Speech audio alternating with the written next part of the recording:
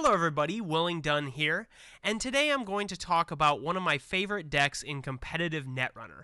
That's Jinteki Personal Evolution, a deck I'm calling Zaps.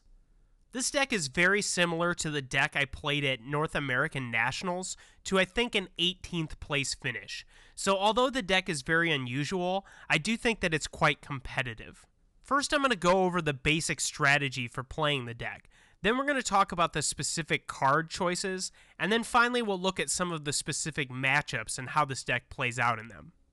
You might have heard the phrase, death by 1,000 paper cuts, and this has been applied to Jinteki on and off throughout the course of Netrunner's history. This usually refers to a deck that attempts to win the long game through attrition, usually by doing a lot of small damage effects throughout the course of the game. This idea of slowly winning the game by attrition is absolutely central to the way this deck plays out. We're going to leverage net damage to create scoring opportunities and snipe critical cards out of the runner's hand before they have a chance to play them against us. Also, through the sheer volume of damage that we do, we're going to run a lot of decks out of cards before the end of the game. The fundamental goal of playing this deck is to get to the game state where the runner is low on cards and is forced to make bad decisions. To start the discussion of the cards in the deck, I want to talk about some notable differences from other Personal Evolution decks you might have seen. The most obvious absence is Mushin Notion. Mushin Notion is a fantastic card for Personal Evolution because it allows them to proactively develop the board state, something that the deck has trouble doing. But this comes at a cost. In order to play Mushin Notion, you have to play a bunch of other support cards that all have pretty low trash costs, like Cerebral Overrider and Ronin. These cards are absolutely great when combined with Mushin Notion, but are pretty useless otherwise. I've found that Personal Evolution's biggest weakness is perpetual R&D lock, and playing a lot of low trash cost cards is a big reason for this. Instead of playing Mushin Notion and its support cards, we're just going to play more agendas and more ice. Also, Trick of Light is way less exciting without Mushin Notion, so we're going to replace that with a different fast advance card. Overall, these changes make the deck considerably less powerful, but also more consistent and less gimmicky. Let's start looking at the individual card choices with the agendas. The first thing to take note of is the sheer number of agendas that this deck plays. We play 16 agendas. That's twice as many as some competitive decks, but realistically 5 to 6 more than most decks. This has two major consequences. First is that the absolute minimum number of agendas the runner needs to score to win is 4, and that would be if they got 3 of our 4 2-point agendas. More likely, it's going to take the runner 5 or 6 agendas to win the game. Second, this is really going to let us maximize Personal Evolution. Keep in mind that Personal Evolution triggers when we score an agenda and when they steal an agenda. Both of these are going to happen a lot throughout the course of the game.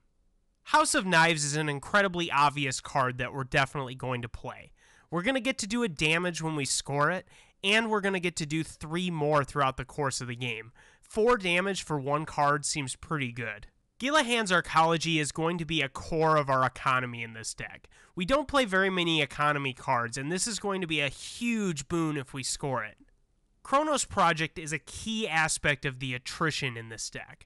It's going to allow us to fight through Levy AR access and other recursion effects. Clone Retirement might seem like a weird choice since we don't have any other bad publicity cards in the deck, but it's basically just another zap effect where we can spend a turn and 2 credits to get a point and zap them. Plus it works really well with Archer. In addition to these 1-point agendas, we're going to play 4 2-point agendas. Fetal AI is basically Snare if they access it, and it's just a great thing to fill out our agenda points while having another zap effect. And Philotic Entanglement can come out of nowhere and win us games that we have absolutely no business winning otherwise. Other than the 16 agendas, we play quite a few dedicated zap effects. We want 3 copies of both Snare and Shock to make R&D as dangerous as possible. We're also going to use these as blank remotes when we play a bunch of remotes down all at once. Hokusai Grid is almost always a good value at its 2 res cost, but it's especially good against problematic instead of accessing effects, like Keyhole or Security Testing. Finally, Neural EMP is just the perfect finisher. Sometimes you can flatline the runner with 2 copies of this, but most of the time you're just going to have it to end the game in a timely fashion. The only other 2 non-ice cards we play are Hedge Fund and Jackson Howard. I'm guessing you know that these cards are good. Most of the Personal Evolution lists that I've seen play somewhere between 6 and 10 ice. This deck plays a few extra stop ice to facilitate scoring the agendas early. To prevent the runner from repeatedly running R&D, we're going to play both Pop-Up Window and Yagura. And since we play so many one-pointers, Archer is kind of a natural fit as our big heavy hitting ice. This can be a huge surprise if the runner isn't expecting it. Koma Inu is going to be our most versatile piece of ice. We can put it on centrals if we need reinforcements there, but we can also use it to help build a scoring remote. It's another nasty surprise for the runner, and even if we just get them once, that's a lot of cards that go away. The final card is perhaps the most unusual, and that's Sansan City Grid. I include the Sansan in the deck for some very specific reasons. This deck gets to a point in the mid-game where we've rezzed most of our ice and we're just kind of clicking for credits and there isn't a whole lot to do with them. Sansan gives you the ability to start scoring your 3-for-1s out of hand, and it's a really deadly combination with Philotic Entanglement. The other thing about Sansan is that it's 5 to trash, so even if they access it in R&D, they might not be able to do anything about it.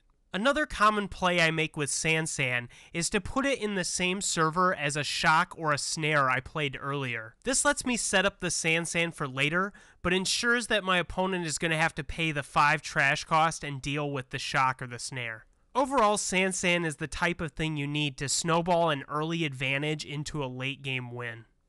Now that we've looked at the cards that are in the deck, let's explore some of the matchups versus popular runners.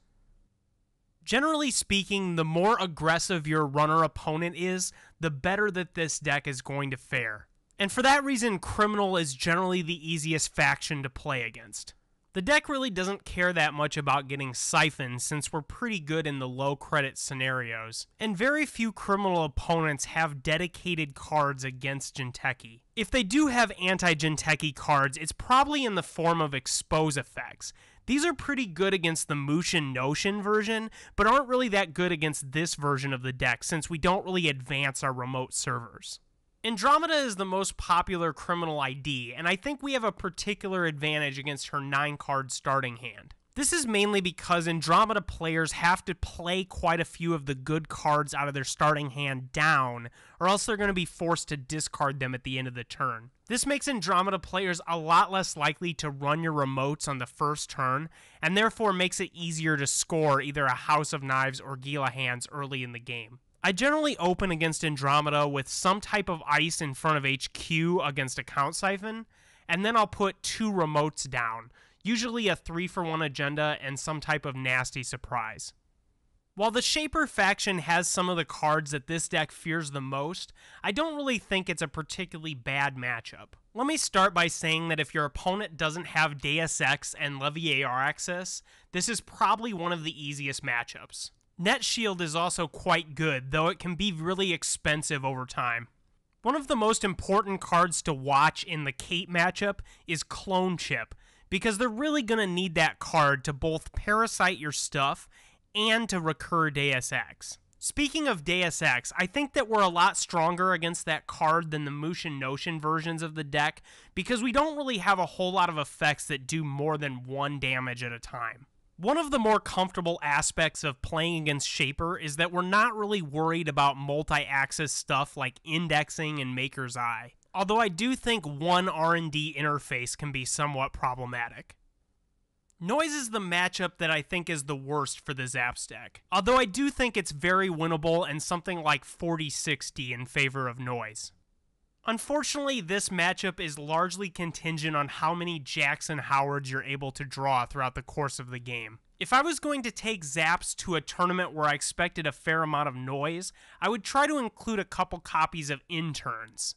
This card is great because it gets ice and agendas that have been milled with Noise's ability. I've found that we have 2 major things that we need to leverage against Noise. First is that it's very possible to create an Archives that is both lethal and doesn't win them the game. And second is that this deck can very easily purge virus counters, since we're not really doing a whole lot on our turns anyway.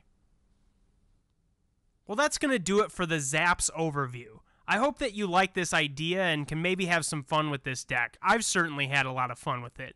I think it's reasonably competitive, but it's certainly not tier 1, and I think there might be some cards in the future that could augment and make this deck's strategy even stronger. If you like to play corporation decks where you're in it for the long haul and slowly bleed the opponent dry, this is the absolute perfect deck for you.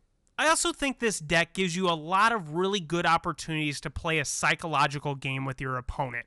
You have to be willing to change your playstyle based on what you think your opponent's going to do, and that's a very different thing from some of the really competitive decks now, like Near Earth Hub. Well, that's going to do it for the video today. If you liked it, please press subscribe and that button that looks like a thumbs up, and I'll see you next time for some more Netrunner content.